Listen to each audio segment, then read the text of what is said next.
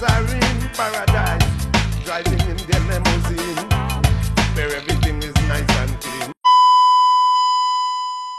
Poor. Well, that is so cliched. I'm not really trying to interfere with the bridge between the rich and the poor because there's nothing wrong with the rich getting richer. Meanwhile,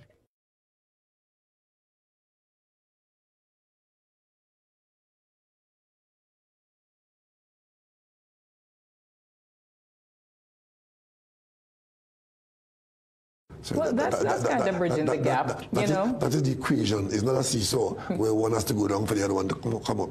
You have to find a way that you encourage the rich to get richer, because in getting richer, they create opportunities for the poor.